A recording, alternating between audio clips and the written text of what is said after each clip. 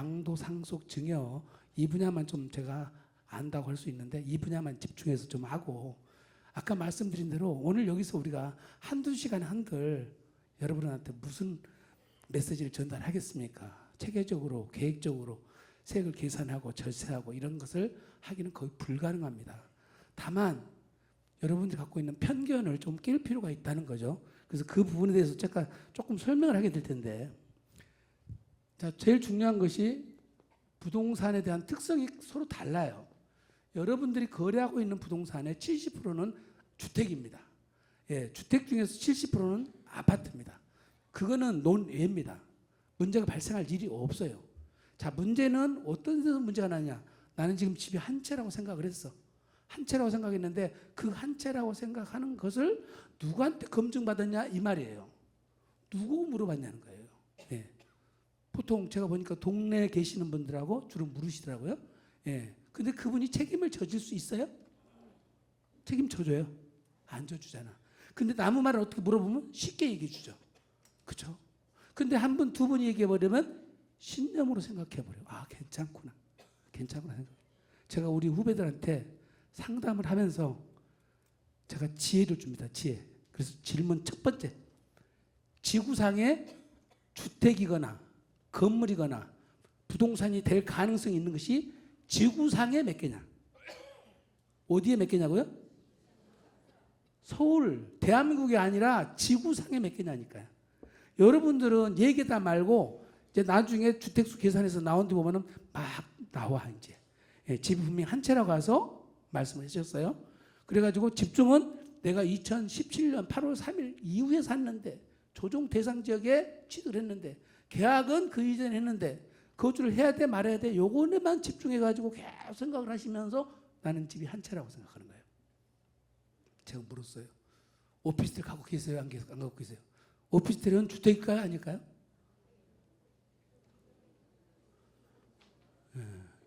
우리가 세상 살면서 확신을 갖고 사시는 분들이 사고 날 확률이 많아. 지금 여기서도 그러잖아. 주택 아니라고 딱 단정을 해버리잖아. 제가 질문한 거는 지금 주택이 아니 오피스텔이 주택일까요? 아닐까요? 물었잖아요. 그런데 지금 아니라고 그렇게 하시면 오피스텔이 어디에 있는가 볼까 위치가? 오피스텔은 뭐라고 그랬어요? 세법마다 용도가 달라. 미치게 만든다니까. 제가 볼 때는 법을 만드는 사람들은 머리가 우리 수준 정도 되는 사람이 만들었으면 좋겠어. 근데 전부 서울법대, 연대, 고대 나온 애들이 만들어요. 이놈들이 천재들 아니야 또 이 친구들이. 그래갖고 이렇게 만든 뭐라고요? 취득시에는 업무용인데 보유시에는 재산세를 주거용으로 과세한 경우만 주택. 미쳐본다니까. 미쳐버려. 그런데 업무용이 재산세가 더 많이 나오겠어요? 주거용이 더 많이 나오겠어요? 업무용이 더 나오죠. 그래서 나는 주거용으로 해달라고 한 거야. 그럼 어때서? 재산세가 줄어드니까. 근데 거기에 함정이 또 있어. 재산세를 내게 되는 순간 뭐라고? 재산세를 이제 주임사 등록을 해서 주거용으로 냈어요? 그럼 이게 종합부동산세로 종부세로 합산돼 버려. 종부세 합산돼 버린다고. 자, 종합부동산세 합산되는데 내가 살고 있는 집이 1세대 1주택자라서 장기보유 공제를 받고 연로자 공제를 또 받았어. 80%까지 받아. 그런데 재산세를 오피스텔을 얻어갖고 업무용으로 넣으면 괜찮았을 텐데 주택으로 냈더니 종부세에서 세액공제가 사라져버려. 왜? 1세대 1주택자인데 주임사 등록을 하는 것이 나타나면 여기에 거주를 해야 되는 요건이 생기는 거예요. 근데 거주를 안 하셨잖아요. 안 하셨잖아요. 세법을 이렇게 미치게 만들어놨다니까. 지금 뭔 말을 하는지도 잘 못 따라오죠? 근데 여러분들 막 사가지고 막 주임사 등록 해버리고 이렇게 오셔갖고 사고 쳐갖고 온단 말이에요, 그때. 내가 원래 설계되기를 몇 살까지 살게 되는 줄 아세요? 딱 보니까 몇 살까지 살 것 같아요? 에이, 좀 아부는 그렇게 심하지만 96세까지 살게 돼 있었다니까. 근데 이렇게 사고 치신 분들 때문에 내가 6살이나 깎였어, 지금. 근데 지금 90세밖에 못 산다니까요. 부가가치세는 뭐라고 그랬어요? 취득시는 업무이고 보유시는 사실상 용도라고 그러죠. 양도소득세는 뭐라고 했어요? 실제 용도대로 간다. 자, 내가 분양받을 때 부가세를 안 내려고 계속 일반 사업자로 신고를 하시는 거예요. 탐방 세무사님이 부가세 신고를 하셨습니까? 예, 일반 사업 신고했습니다. 그러니까 담당 세무사님, 그러면 일반이구나. 주택수에서 빼버린 거예요. 내가 판 아파트가 자그마치 20억 이상짜리 팔았어. 담당 세무공무원 어떻게 해요? 현장을 가본단 말이에요. 가봤더니 뭐로? 주거용으로 써. 그래서 걸렸다고요. 45억짜리 주택을 양도하고 오피스텔 보유 때문에 세금 얼마 추징당했어? 10억. 이 양반이 연세가 몇 세요? 76세. 내가 보기 20년 걷더니 사는데 세금 10억 맞아버리면 96세까지 사실까? 미쳐본다니까. 미쳐. 이거 오피스텔 보나마나 전세 5천만 원 안고 샀잖아요. 1억 9천짜리 5천 불 하고 2억 4천 주고 산 오피스텔 때문에 세금이 10억이 나온다니까. 일반 사업자로 등록했다가 부가세 신고했다고 하니까 세무공무원이 현장 나갔더니 또 걸렸어요. 이것도 또 걸렸어요. 8억 추징당했어요. 여기 중개하신 분이 계실 수도 있어요. 주민등록 옮기지 못하게 하고 확정일자 쓰지 못하게 하고 그러면 세무공무원 직원들이 뭘 알겠냐? 괜찮다고 해. 예. 또 그렇게 했어. 그랬더니 어떻게 한다고? 현재 확인조사 나와서 보니까 실제 살아. 그럼 어떻게 돼요? 주민등록 전입하고 확정일자하고 아무 상관없어. 아무 상관없어. 근데 여러분 주변에 계시는 선무당들이 그런 얘기를 한다니까 그러네. 그리고 선무당, 여기 스스로 선무당이신 분 있죠? 한번 생각해봐. 내가 좀 아는 것이 좀 있어. 옆에서 좀 간섭 좀 많이 해. 그런 분이 스스로 선무당이에요. 그분들은 제발 남의 인생에 관여 좀 하지 말아요. 자기 인생을 똑바로 사시고 남의 거다 간섭하지 마시라고. 책임을 질라면 몰라도. 첫 번째 오피스텔 하나만 갖고도 오늘 강의를 내가 5시간 할 수 있을 만큼 여러 가지 주제를 갖고 있을 만큼 복잡해요. 복잡해. 예. 그래서 요거를 단순하게 여러분이 주택이다 아니다 이렇게 판정하시면 절대 안 된단 말이에요. 자, 두 번째 지금 제일 많이 걸리는 것이 다가구 주택이 다가구. 이 다가구 주택은 단독일까요? 공동주택일까요? 세법상. 예? 오늘 오시길 진짜 잘했네. 진짜 잘했어. 여러분이 자 보시면 주택의 종류 중에는 단독주택이 있고, 예. 단독주택이 있고, 다중주택이 있고, 다가구가 있고, 다세대가 있죠. 도시형 생활주택까지는 빼고. 다중하고 다가구하고는 무슨 차이가 있어요? 우리 구청장님 계시는데 구청장님 아실까 그거를? 구청장님 혹시 아세요? 모르시죠? 예, 솔직히 모르신다고 말씀해 주세요. 주택과 가지고는 당연히 알아요. 무슨 얘기냐면 다중주택은 취사시설이 못 들어가게 돼 있어요. 다중은. 근데 우리나라 사람 취사시설 넣어요 안 넣어요? 당연히 넣지. 당연히 넣지. 다가구하고 다세대는 어떤 차이가 있어요? 똑같은데 다세대는 구분 등기가 되고 다가구는 등기 하나로 돼 있어. 자, 근데 이거를 그전에까지는 단독으로 봤어. 단독으로 봤더니 세제상 여러 가지 복잡한 일이 벌어져. 구청에서 이걸 국가주택이라고 걸어. 부가가치세는 전체 면적값 걸어.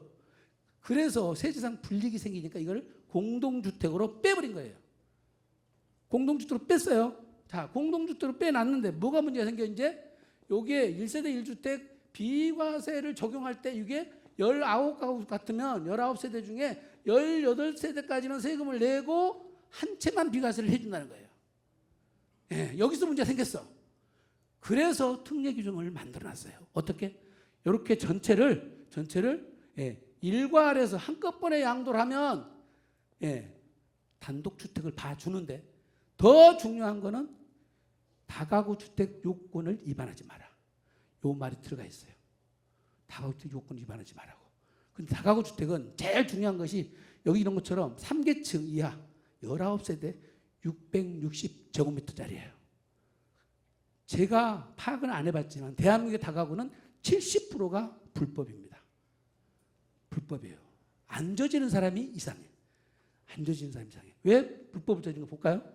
대학가에다가 다가구를 지으신 분들 보면은 1층, 2층, 3층, 4층. 요게 주상복합이죠. 예, 1층, 2층, 3층, 4층인데 요게가 다가구로 지었다고. 3계층이니까. 자, 당연히 1층은 근생으로 지었다고요. 근데 근생으로 지으면 1층이 나갈 새가 안 나가지. 대학가 때 지났는데. 그리고 어떻게? 준공 떨어지고, 구청에서 준공 떨어지면 어떻게 돼? 불법으로 용도 변경 해버렸어. 그럼 뭘 바꿔버렸어? 이게 다가구로 바뀌었어. 그럼 몇 개층이에요? 몇 개층? 4개층. 세무사님이 상담으로 왔을 때 얘기를 해줬어. 이거를 바로 원위치 시키고 팔더라도 파세요. 그런데 이게 수리비가 한 2천만 원 들어간대요. 그러니까 누가 또 선무당이 그렇게 아이고 그거 뭐 들어 꼭 말 들어. 그냥 내 보내고 일반사부터 등록하고 세무공무원이 뭐 할 일 없이 거기까지 나오겠어? 그렇게 팔았어. 세금 얼마 나온 줄 알아요? 12억 나왔어. 12억. 1억 2천이 아니라 12억이 나왔다니까. 왜 나무 일 갈려가지고 그렇게 쉽게 말해갖고 세금 나오면 안 드시냐고. 왜? 더 많은 사람들은 데모에서 억울한 사람은 여기 옥탑이 옥탑. 옥탑은 층수에 들어가요, 안 들어가요? 안 들어가요. 왜? 건축 면적의 8분의 1 이하로 지으면 층수에서 빼줘. 빼주는데 이거를 월세를 30만 원 받아먹을 걸 50만 원 받아먹으려고 이걸 2평을 더 늘렸네. 그래서 어떻게 됐다는 거예요? 8분의 1이 초과돼 버려요. 층수에 들어가 안 들어가요? 들어가 버려요. 층수에 이거 들어갔다고 해서 세금 5억 맞았다니까. 5억. 여러분들은 요소에 곳곳에 이런 숨어있는 것들이 있는 것을 그냥 갖다 팔아버리고 계약서 쓰고 다 잔고처리 끝나고 등기 끝나고 세무신고로 오신다고. 여러분은 안 가졌으면 편안하지만 가졌으면 긴장하고 사셔야 돼요. 그리고 세무사하고 가까워져야 돼요. 그리고 공부를 충분히 하셔야 돼요. 공부를 충분히 하셔야 돼요. 그냥 여러분들이 그냥 하시면 안 돼. 유튜브 보시고 내 거에 관련된 내용들을 충분히 한 다음에 하셔야 돼. 오늘 강의는 사실 이걸로 끝이야. 더 볼 것도 없어. 해봐야 계속 내가 공부할 협박만 해. 당한 것만. 보실래요? 또 이제 더 웃겨. 더 웃기는 거 많아. 요거는 여러분들 이해가 안 가. 요거 강의하고 다니면 이해가 안 가다고 그래. 보세요. 김 이사님은 2005년 3월 달에 6억 조 샀어. 이 부장은 김 이사만 따라다니는 사람이야. 3개월 뒤에 3개월 뒤에인가 4개월 뒤죠. 4개월 뒤에 6억 5천 주고 2005년 7월 달에 사. 근데 이게 준공이 2017년 9월 달에 떨어졌어. 자, 2018년 2월 달에 김 이사가 26억 받고 20억 남아서 팔아. 그리고 세금 내는 것을 8천만 원 낸 것을 보고 이 부장도 2018년 6월 달에 팔았어. 얼마 받고? 27억. 두 사람이 남은 건 비슷하죠. 그런데 김 이사는 세금 얼마 냈어요? 8천만 원 냈어. 이 부장 얼마 냈어? 8억을 냈어. 10배 차이가 나버려. 10배 차이. 10배 차이가 나온다니까. 요게 제가 아파트 이름 표시하면서 그렇지. 아크로 땡땡금 다 알죠? 내가 눈 가리고 아온 거죠? 그 아파트가 이랬어. 이게 세법을 잘못 밥을 만들었어. 여기에 지금은 권리 변환 일이 사업시행 인가일이 아니에요. 지금은 관리처분계획 인가일이에요. 그때는 사업시행 인가일이었어. 그때는 법이 잘못 만들어진 거예요. 그런데 김 이사는 사업시행 인가 전 샀으니까 부동산 주택을 샀고, 이 부장은 사업시행 인가 후 샀으니까 조합은 입주권을 산 거예요. 김 이사는 취득일부터 양도일까지 12년 11개월 보유를 했는데 이 부장은 어떻게 돼? 준공된 날로부터 보유기간 기산이 들어가 버린 거예요. 그거 어떻게 됐어요? 보유기간이 9개월밖에 안 되죠. 2년 비과세권도 충족 못했잖아요. 세금법이 이렇게 돼 있다니까. 이렇게 돼 있어. 따라서 여러분들은 재개발 재건축 관련해서 내가 언제 사는 것이 유리하고 언제 파는 것이 불리하고 이걸 정확히 알고 하셔야 돼요. 알고. 근데 파는 시기를 내 마음대로 정해버려요. 마음대로. 왜 마음대로 정하시냐고. 세금 이렇게 나온다니까. 개포 1단지 6천 몇 세대가 들어왔죠. 어제 작년 11월 30일 가상수익이 떨어져 돌아왔어. 어떤 분들은 9월달 10월달 그밖에 팔아. 9월달 10월달 팔았는데 35억 받고 팔았어요. 2억 3억 취득해갖고. 그럼 세금 얼마 차이 나는 줄 아세요? 준공 전에 파는 것하고 준공 후에 파는 것하고 5억 차이가 난다니까. 5억 차이가. 언제 사고 언제 파느냐가 세법이 이렇게 중요한데 그냥 사고 그냥 팔아버리시면 되겠냐고. 이게 안 된단 말이에요. 지금 안 되신다고. 근데 신기하게도 제가 지금 감기 몸살을 내갖고 강의를 못할 상태인데 왜 말이 이렇게 잘 나오는 거였다? 예? 진짜 이상하네. 서대문 구청이니까 그런 것 같아요. 그리고 구청장님 이렇게까지 강의를 열심히 들어주신 구청은 대한민국 없어요. 진짜로. 예. 그래 또 이제 오라고 하면 저희들이 안 올 수가 있어요. 구청장님 이 강의를 듣고 10월달에 또 와서 하라고 하면 우리 와야 되겠어요? 안 와야 되겠어요? 구청장님 계속 구청장님 하게 만들으셔야 된다고 우리가 어떻게. 예. 하여튼 세법이 이래. 그러니까 우리가 황당한 가시사를 들어보면 세법이 왜? 자, 지금 말씀드린 것처럼 언제 취득했냐에 따라서 보유기한 계산이 달라져 버려요. 근데 반대로 한번 보실래요? 내가 집을 한 채 갖고 있어. 근데 이거 내가 똑같은 거예요. 이분이 저기 어디예요? 강남에 무슨 아파트죠? 저 최고 유명한 타워팰리스를 갖고 있다가 팔고 한남 3구역으로 들어가시려고 계약서를 쓰러 들어갔는데 거기가 2022년에 아마 관처가 났을 거예요.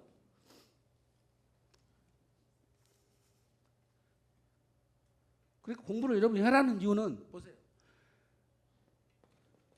내가 타워팰리스 갖고 있는데 요게 지금 관처가 났거든요. 관처일이에요. 이때부터 입주권으로 바뀐다고 그랬잖아요. 그런데 이틀 전에 여기서 잔금 처리를 하신 거예요. 본인이 알고. 근데 중개사가 그걸 막았어야 되거든. 근데 중개사님도 이 법을 깊이 있게 모르니까 놔둔 거예요. 자, 보세요. 그러면 1주택자가 1주택을 취득을 해버려. 그러면 어떻게 돼요? 요거는 무조건 3년 이내에 양도해야 돼요. 무조건. 예외 규정이 없어. 3년 안에 팔아야 돼. 그런데 만약에 이분이 1주택자가 관처가 났어.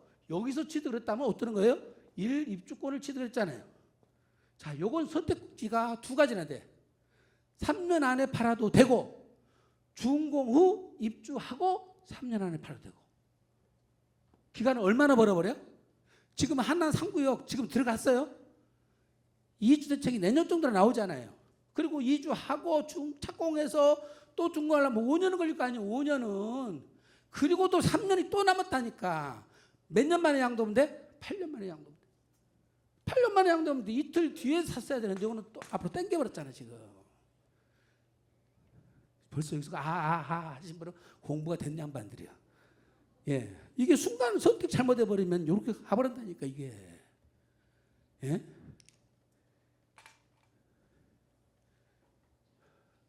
요즘에 법을 바꿔놨습니다 이렇게. 왜? 우리가 잘 되는 꼴을 잘 못 보시는 분들이 계세요.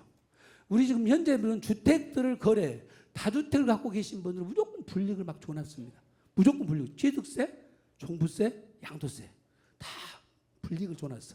그런데 가만히 봤더니 9억을 사가지고 시행사업을 하시는 분들이 계시는데 9억을 샀어요. 그런데 이거를 주택으로 샀더니 취득세가 중과세를 먹어. 그리고 대출이 안 나와. 그렇죠? 대출이 안 나와. 주택으로 사니까. 그러니까 그거를 이제 어떻게 타협을 보냐 하면 계약할 때 주택이에요. 중도금을 치르고 나서 여기서 용도 변경을 해. 구청에 가서. 또는 여기서 멸시를 해버려. 멸시를. 그러면 나대지가 되겠죠? 잔금일 현재는. 이때는 여기 근생으로 바뀌어 있거나 나대지로 되어 있다고요. 계약할 때는 뭐 했었어요? 주택이었어. 자, 계약할 때 주택이면은 잔금일에 주택이 아니라 해도 이 사람은 1세대 1주택 비과세를 해주고 1주택자로서 장기보유 특별공제를 80%까지 해줬단 말이에요. 근데 이렇게 바꿔서 계약을 잔금일 현재도 근린생활이든 나대지든 상관없이 해줬는데 이렇게 해보니까 어떻게 돼? 취득세가 중과세가 안 되고 대출이 나와버린다는 거예요. 대출도 나와버리고. 그러니까 우리가 말하면 법을 악용하고 있다고 보신 것 같아요. 높으신 분들이. 법을 어떻게 바꿔버렸어? 어떻게? 이렇게 계약일 현재 주택인데 잔금일 현재 주택이 아니면 1세대 1주택 비과세도 안 해주고 장기보유 특공제 80%도 안 해준다는 거예요. 그러니까 어떻게 해요? 지금 주택 팔 때 이거를 저런 계약 조건으로 해놨으면 큰일 나요. 큰일 납니다. 절대 하시면 안 돼요. 꼭 해야 될 상황 같으면 여러분이 전문가 도움 받고 하셔야 됩니다. 이게 지금 작년 연말부터 2022년 10월하고 21일에 바뀌어서 그럽니다. 저는 이 계약서를 지금도 잊어버릴 수가 없어요. 저는 결혼기념일 두고 내 생일도 다 잊어버렸는데 2006년 11월 20일 이 날짜는 죽었다 안 잊어버린다니까. 왜? 보실래요? 이 계약서가 2016년 11월 20일 날 계약과 동시에 잔금 수령을 해. 거래가가 얼마예요? 74억. 매도자가 급하요? 매수자가 급하요? 예? 수준 차이가 딱 나죠 지금. 예. 매도자가 아무리 급해도 지가 아무리 좋은 거 갖고 돈을 일시 갖고 와서 그날 다 추고 등기까지 넘을 사람이 누가 있어요? 매수자가 급한 거예요. 매수자가. 돈 지불하고 그냥 등기까지 다 넘어와 버린 거예요. 근데 세금이 자그마치 얼마 나왔냐? 34억이 나와요. 74억 받았더니 34억. 그냥 34억 나오면 그냥 모른 척하면 낼 수가 있으면 되지. 근데 무슨 문제가 있었어? 2017년 1월 1일 이후에는 비사용 토지도 장기보유 특별공제를 해준다고 세법이 개정되고 있었어요 그때. 근데 2006년까지는 안 해줬단 말이에요. 안 해줬어요. 그거의 세금 차이가 얼마나? 10억 차이가 나버려. 10억. 예. 법이 개정되고 있는데 그 내용을 세무사님한테 한 번만 확인했으면 되잖아. 한 번. 잔금 이렇게 처리도 돼요? 그럼 물어보면 세무사님이 아니요.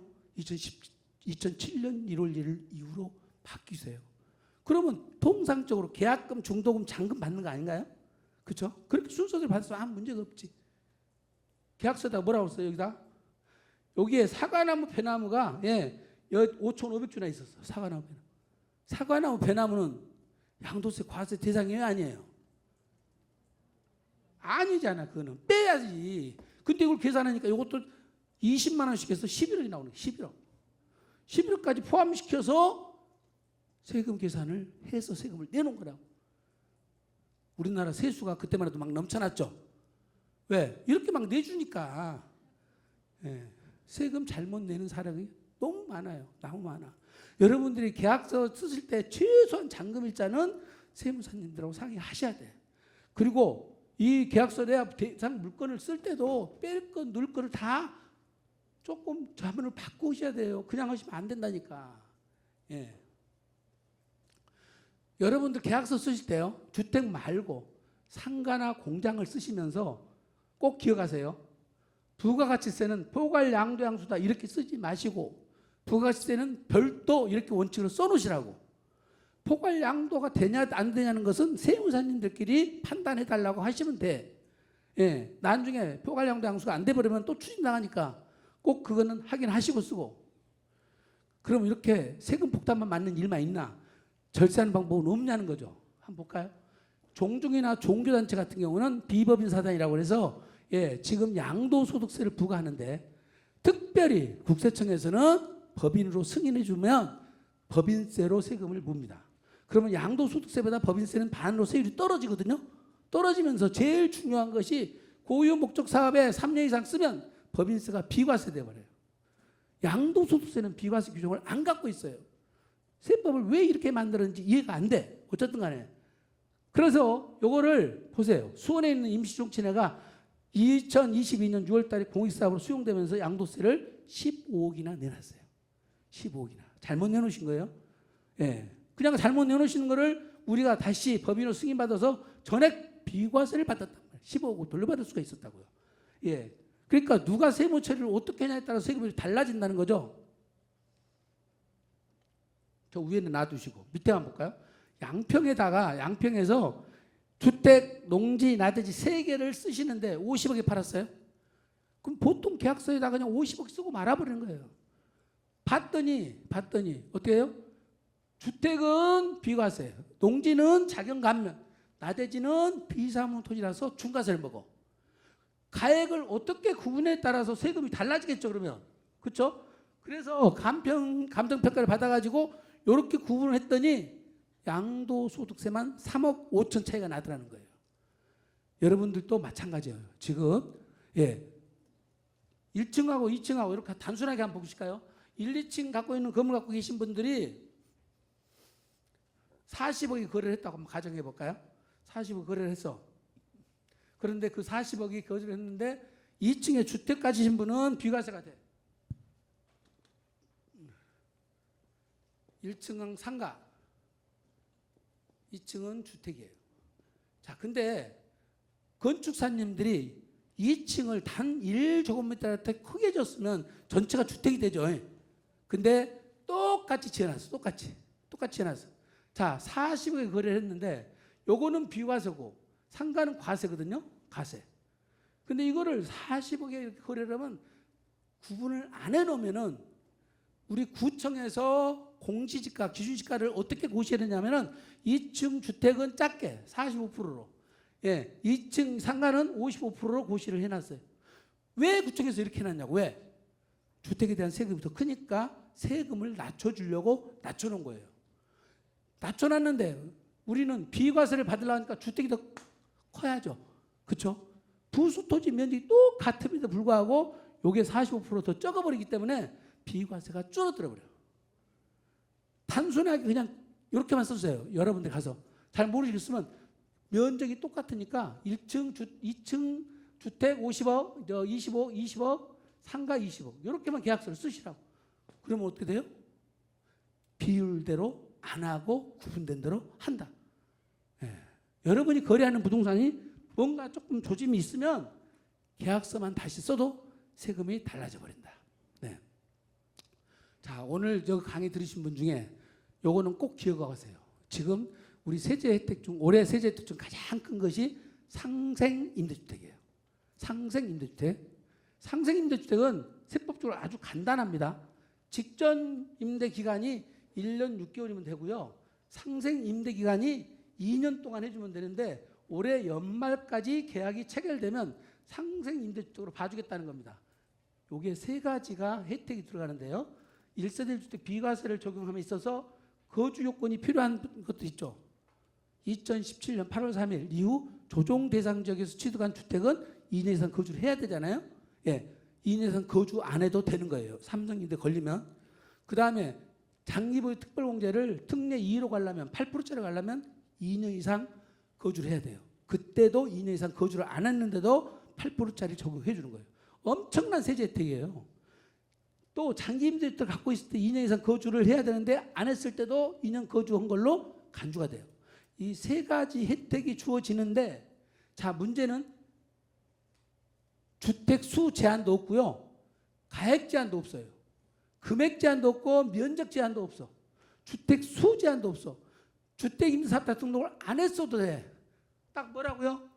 2021년 12월 20일 기간부터 2024년 12월 31일 기간 중에 상생임대주택 기간, 요게 1년 6개월 동안 직전 임대를 하고, 그 다음에 그 이후 상생임대 기간이 얼마를 2년간만 해주면 이 세제 혜택을 준다는 거예요. 근데 중요한 거는 상생임대 기간을 계약서를 쓸 때 5% 이상을 올리지 말아요. 지금 5% 올릴 수 있나요? 그냥 맡기도 힘들어 죽겠는데, 그렇죠? 그러니까 이 요건 충족하는 것은 5% 충족시키는 것은 아무 문제가 없어. 아무 문제가 없어. 지금 올해 연말까지 상승임대가 됐으면 되니까 그 직전에 1년 6개월을 이미 계약서를 한번 썼다면 연말 안에 2년짜리 잔여 기간을 상생임대 계약서로 쓰고 5%만 안 올리면 이 세제 혜택을 다 준다는 거니까 어마어마한 세제 혜택이에요. 그래서 혹시 관심이 있으신 분들은 상생임대주택을 꼭 확인하시고요. 이 주택은 참고로 로또 주택이에요. 로또 주택. 지금 말씀드린 2018년 1986년 1월 1일부터 2000년 12월 31일 이전에 5호 이상을 임대를 준 주택들은 10년 이상 임대를 충족했기 때문에 양도소득세가 100% 감면돼요. 농특세만 20%예요. 이 주택이 어마어마한 주택인데 누가 이걸 갖고 계시냐? 2000년 12월 30일 이전에 다가구 주택으로 갖고 계신 분들. 그걸 가구당 호수로 계산해 주거든요. 그러니까 다세대를 5개 이상 임대를 줬거나 다가구로 갖고 있으면서 임대를 줬거나 임대사업자 등록 안 했어도 상관없어요. 안 해도 상관없습니다. 요 로또 주택 이거는 꼭 한번 여러분들이 챙겨보세요. 예.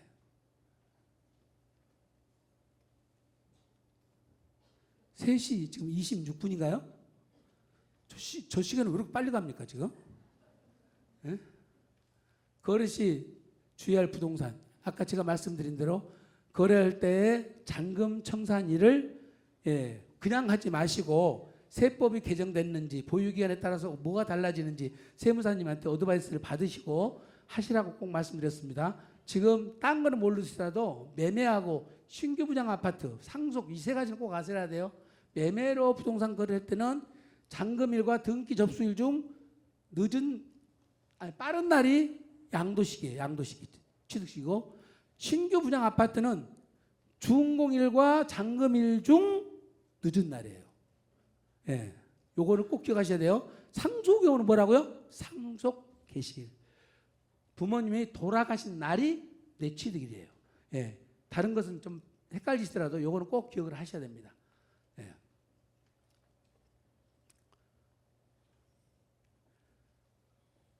제가 시간이 없어서 양도세 계산 요거는 그냥 넘어가겠습니다. 예. 상속 증여세 조금 우리가 좀 기억해야 될 거 몇 가지만 좀 살펴보도록 할게요.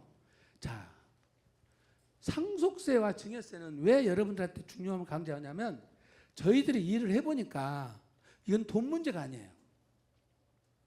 가정의 화목이 깨져버려요. 이 돈 때문에. 돈을 왜 버리셨어요? 내 새끼들 조금 편하게 살아보려고 돈을 벌어놨잖아요. 그렇죠? 근데 미리 주는데 내가 부모님 계획대로 부모님 생각대로만 주면은 자식들이 절대 동의하지 않습니다. 조금 고려를 하셔야 돼요. 자녀들 고려를 생각하셔야 되는데 미리 주더라도 가족 간에 합의 되고 합의가 이루어졌어야 되는데 제일 잘못된 것 중에 하나가 지금 여러분 여기 오신 분들 중에서도 아직까지도 남아 선호사상이 있고 장남이나 장녀 선호사상이 있겠죠. 근데 우리 현행 민법은 어떻습니까? n분의 1 구조잖아요. 똑같이 가져가라는 거잖아요. 예.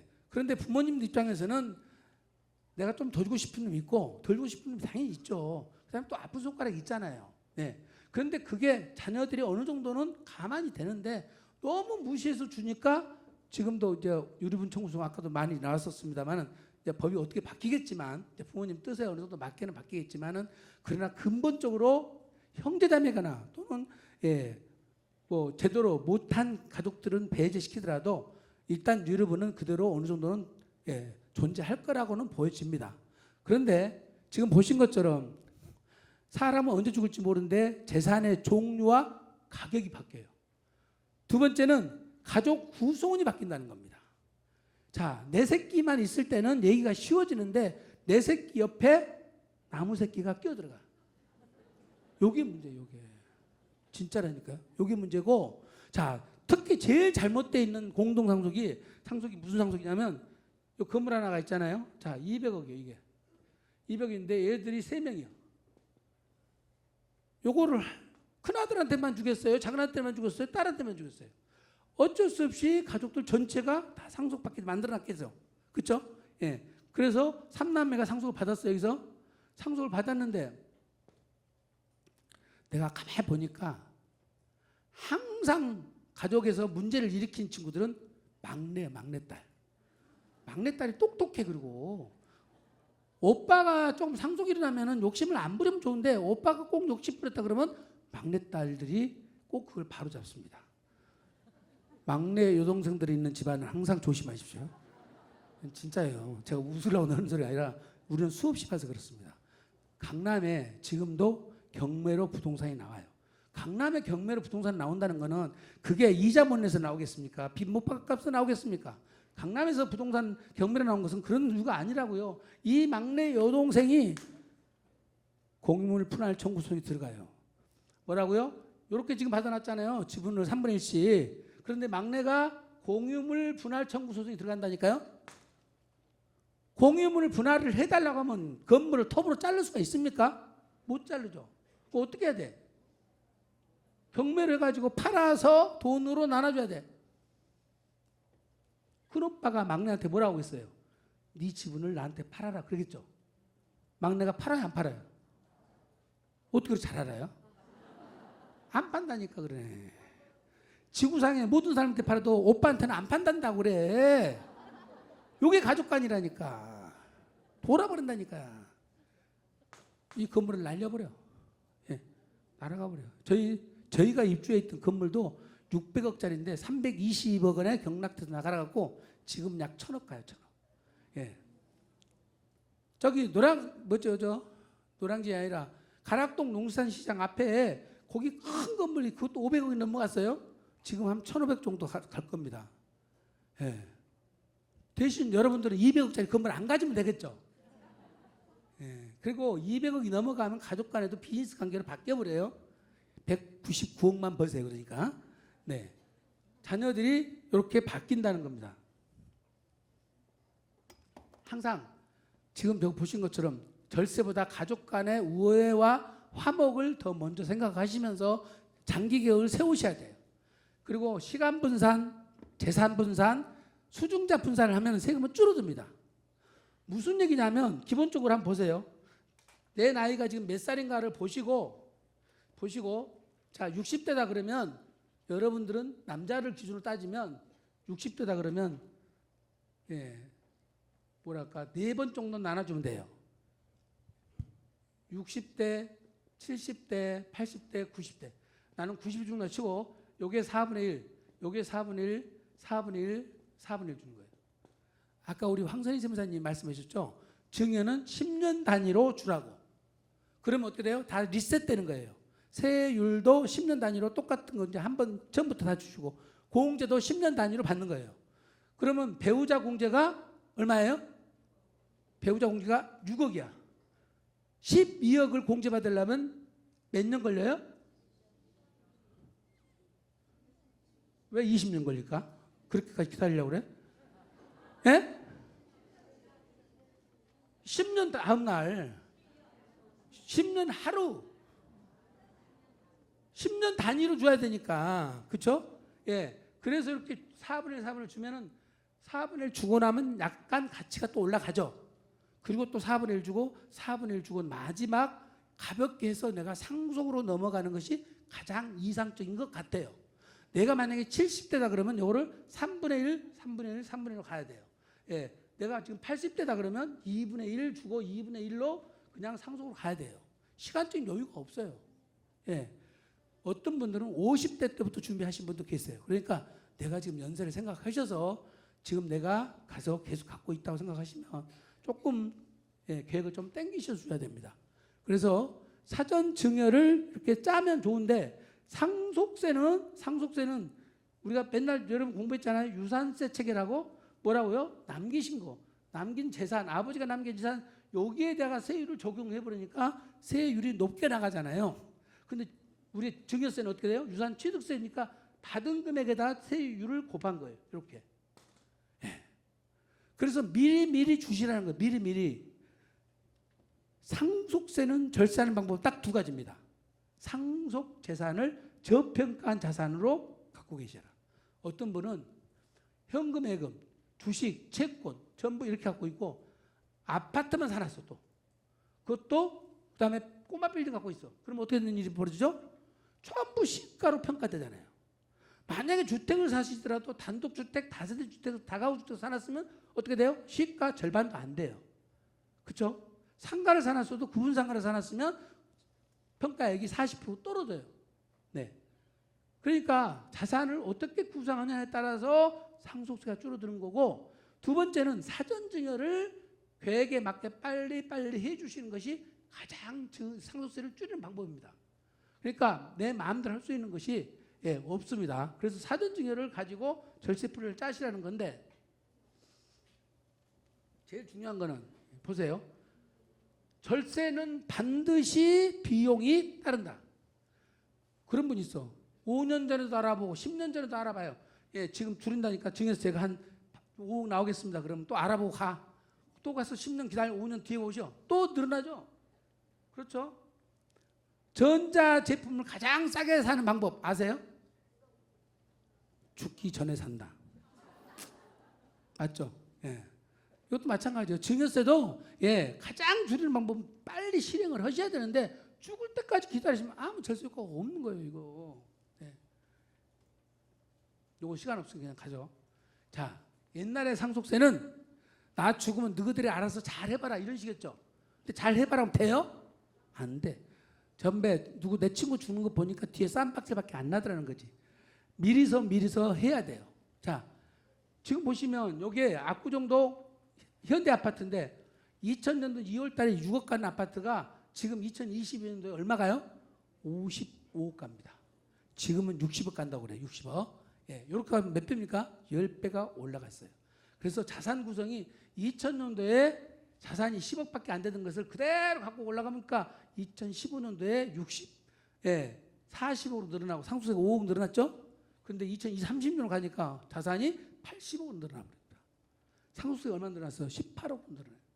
따라서 여러분들은 우상향되고 있기 때문에 현재 보유자산만 그대로 갖고 있어도 세금이 이렇게 많이 늘어난다는 사실을 꼭 기억을 하세요. 요건 아까 보셨죠? 요거 꼭 좀 기억하세요. 나 오신 스스로 한번 생각해 보세요. 내가 어떤 유형에 해당하는지 죽을 때까지 아무런 대비도 안 하고 사후 문제는 상속인들에게 맡긴다. 무사태평형. 나는 모르겠다 이거죠. 무사태평형. 죽기 직전에 사전증명을 하는데 절세 방안을 마련한다고 막 줬어. 이거는 허겁지겁형. 엉켜버려. 모든 부동산을 n분의 1로 똑같이 나눠줘 버렸어.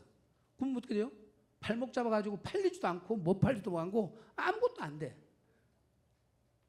장기 계획을 세우고 보유자산을 처분하거나 분산 증여를 하고 남은 최소한의 재산으로 상속을 가게 만드시는 이거는 뭡니까? 철두철미형이죠. 여러분이 내가 어떻게 될 것인지는 스스로 한번 판단해 보시고 대비를 하시는 게 좋겠습니다. 보세요. 상속증여세 중에 제일 잘못된 사례가 이런 케이스예요. 공익사업으로 수용됐는데 60억 보상받고 양도소 10억을 내가지고 50억이 남으니까 나이가 80이 넘으셨어요. 어떻게 돼? 그래서 장남한테 60%, 딸한테 20%, 본인이 20% 갖고 계신 거예요. 항상 이렇게 해놓고 돌아가시려면 기본적으로 10년은 사셔야 돼요. 사실은. 자식들한테 이렇게 주고 나서 꼭 10년은 사셔야 돼요. 악착같이. 이렇게 10년 못 사고 돌아가시면 어떻게 돼요? 상속 재산 다 추적이 들어가죠. 세무서가 들어가. 아버지가 어머니가 60억 받고 팔았는데 세금 내고 50억 남은 돈을 어디다 썼습니까? 하고 물어보는 거예요. 그러니까 이거 증여세 신고했어 안 했어? 안 했잖아요. 증여세가 10억인데 가산세가 얼마? 10억. 그래서 20억 냈잖아. 20억. 딸한테는 증여세가 2억 2천인데 가산세가 2억 2천. 합해서 24억 4천에다가 상속세를 또 맞아. 10년 안에 돌아가셨으니까. 10년 악착같이 사셔야 된다니까 또. 그러니까 이런단 말이에요. 얼마예요? 29억 4천. 30억 정도가 세금이죠. 그럼 60억을 팔아가지고 10억 양도세 물고 저거 39억 내버리면 뭐가 남아? 이런 사람 보세요. 이런 사람. 60억짜리를 150억에 매각하고 30억씩 내남매가 균등하게 나눠 가졌더니 4년 만에 또 돌아가셔 버리네. 그러니까 증여세하고 가산세 합해서 64억, 상속세 10억, 양도소득세 30억, 총 얼마 세금 냈어요? 104억. 얼마에 팔았다고 그랬어? 150억 받고 104억을 세금을 냈다니까. 이런 거를 우리가 세금 개탓하고 그래. 이렇게 70%를 내본다니까. 70%. 그리고 우리 세무사님들 입장에서는 얼마나 안타까워. 이런 걸 이렇게 팔면 안 돼요. 어머니 아버지가 중환자실에 계시면 열심히 간호할 생각을 해야지. 이놈 팔아가지고 나나갈 생각을 하니까 이게 하나님이 가만 놔두겠어요? 괘씸해서라 그렇지. 저희 사무실 오신 분이 이런 미친다니까. 영등포에 지금 빌딩이 있는데 양평동에 어떻게 돼요? 기준시가로는 40억밖에 안 돼. 그러면 상속세가 얼마 안 됩니다. 이렇게 되면 기준시가로는 상속세가 4억. 근데 이거를 110억에 팔면 양도세가 29억 나와. 결과적으로 34억 세금 내야 돼. 자, 근데 이것을 국세청에서 감정평가를 받아서 상속세를 매겨버리면 상속세가 얼마 나와? 23억 나와. 근데 월세는 얼마 나와요? 1,000만 원밖에 안 나와요. 저 상속세를 어떻게 내죠? 낼 수가 없어. 저렇게 건물 주고 하시려면 차라리 팔아가지고 다 쓰고 가세요. 대책도 없으면 어떻게 해? 차라리 지금 시세대로 110억에 팔면 세금은 가장 적어요. 팔려요, 안 팔려요? 안 팔리잖아요, 지금. 안 팔려요. 이러지도 못하고 저러지도 못하게 만들고 가시면 어떡하냐고. 그러면 차라리 미리서 60%라도 증여를 좀 해놓으시든지. 예. 아버지가 농지를 상속받아서 양도한 경우인데 아까 우리 황선희 세무사님이 그랬잖아요. 농지는 3년 안에 받아서 팔면은 세금이 없다고. 근데 이렇게 신고를 해놓은 거예요. 자기가 아버지가 30년 농사진 거를 상속인 배우자 자녀가 있는데 장남이 단독 상속받아서 상속세를 과세 미달로 신고를 하고 나중에 팔았더니 어떻게 돼? 세금 폭탄 맞아서 양도세만 5억 2천을 냈다는 거예요. 근데 만약에 자녀가 3명이 감정가를 받아서 10억 감정가 받고 3년 이내에 양도했다면 상속세도 제로. 양도소득세는 1인당 9천만 원. 그런데 1억까지 감면되니까 양도소득세도 제도. 한 푼도 안 낼 수 있는 세금을 5억 2천 내버린 거지. 예. 누가 신고를 언제 어떻게 하냐에 따라서 세금이 이렇게 달라진다. 시간이 없으니까 이거 몇 가지만 한번 봐볼까요? 자, 증여를 해주는데 증여 기술이 있어야 돼. 보시면 알겠지만은 이렇게 건물 지어놨어요. 다가구를 지어서 여기 근린 생활이 1층, 2층, 3층, 4, 5, 6층은 건설 임대로 다가구를 지어놨는데 아들, 딸을 이렇게 줘버려. 이렇게 줘버리면 어떤 일이 벌어져? 아들 30%, 딸 30%가 주택이 다 가버린 거예요. 그리고 엄마가 갖고 있으면 감면 혜택 받을 거를 다 못 받고 다 날려버린 거예요. 다 날려버린. 이거 건설임대주택으로 등록된 거는 6가지 세제 혜택이 있는 거예요. 6가지나.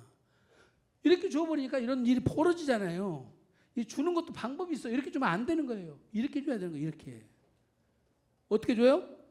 가로로 주시면 세로로 주지 말고 가로로 주는 거예요. 이렇게. 요 놈은 어머니 갖고 계시고 요 밑에 것만 주란 말이에요. 이거를. 근생만. 그것도 뭐로? 가족법인 만들어서 개인으로 주지 마시고. 예. 이렇게 주면 절세를 얼마든지 할 수가 있습니다. 여러분들이 가족법인을 좀 공부할 필요가 있습니다. 가족법인은 굉장히 유용합니다.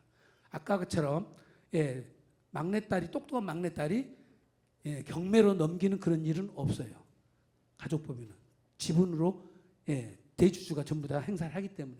그래서 이렇게 증여를 어떻게 하냐는 것도 굉장히 중요하다는 거죠. 이런 절세 방법이 있다는 겁니다. 보세요. 이런 경우도. 자, 이분이 60억짜리를 대출 30억 받고 있었는데 양도 후 상속을 했더니 세금 얼마 나와? 양도세 18억, 상속세 6억, 합계 24억인데 제가 계약 체결하고 잔금은 돌아가신 다음에 받으라고 한 거예요. 20%를. 어차피 그 20%는 세금을 다 날아가니까. 그랬더니 어떻게 돼요? 상속 후 양도가 되면 상속세만 내고 양도세는 제로가 바뀌어버려. 아까 우리 황선희 선생님 얘기했죠. 상속받고 6개월 안에 양도가 이루어지면 양도 차익은 발생하지 않는다고. 그 원리를 이용하는 거예요. 그렇게 되니까 세부담 차이만 얼마나 납니까? 9억 차이가 나는 거예요. 자, 가장 잘못된 선택이 연세 많으신 아버지가 계시는데 양도하고 증여하고 상속이 일어나는 것이 최악이에요. 최악. 절대 이렇게 거래하시면 안 돼요. 연로하신 분들은 부동산 거래하실 때 신중하게 하셔야 돼요. 광주시 오포읍에 있는 푸드코트인데 요 집안에 아들 둘이 상속을 받았어요. 근데 상속 양도세만 30억이래요. 아들 둘이 뭐라고 했냐면 이걸 팔아서 양도세를 물고 남은 돈 50%는 아들 둘이 갖고 50%는 딸 5명한테 사전 증여를 하겠다 했어요. 그래서 이렇게 해서 양도세를 계산하고 증여세를 계산했더니 이것도 증여세가 7억 나와. 그러면 양도세 30억에다가 증여세 7억 합하면 37억이죠. 제가 요거를 22억으로 세금을 줄여드릴 수 있다고 얘기를 했더니 그분이 나한테 와셨을까요? 안 오셨을까요? 응? 나를 만나보진 않았잖아. 중간에서 옆에서 누가 얘기했지. 돈 많으신 분들은 의심이 많아. 무슨 소리야? 내가 5군데 가서 계산하면 세금 다 37억씩이라던데 쥐가 무슨 별수 있다고 22억을 내? 예. 지금 뭐라고 그랬어요? 팔아서 이 돈을 딸들한테 준다고 그랬잖아요. 팔아서 주니까 양도세 물고 증여세 물죠. 증여하고 팔면 어떻게 되죠? 증여세만 무는 거예요. 양도세가 없어져 버려요. 양도세가 없어져 버려요. 예. 이게 내 집 같은 일이 벌어진다니까. 그래서 세무사님들한테 도움 받으셔야 돼요. 이게 실체적 진실이라면은 이거 가지고 세금 이렇게 절세가 된다고. 얼마나 15억이나 절세가 되는데 그렇게 세무사를 못 믿으세요? 예? 모르는 사람들은 있을 수 있지만 아는 사람 알 수도 있잖아요. 제가 사실은 양도 상속 증여 이 모든 것을 유튜브에다가 자세하게 잘 찍어놨어요. 내 이름이 누구라고 그랬어요? 잘 기억 못하신 분이 많네. 예, 안수남이에요. 예, 유튜브 가서 검색하시면 예, 제가 나올 거예요. 한번 시간 나실 때 보시고 혹시 질문 있으시면 댓글 남겨놓으시면 저희가 답변해 드릴게요. 조금 도움이 되셨나요? 네, 국세 동호회를 사랑해 주시고 또 이렇게 구청에서 이런 좋은 예, 명사특강을 마련해 주신 관계자 여러분께도 감사드리면서 자 우리 다 같이 박수로 끝낼까요? 감사합니다.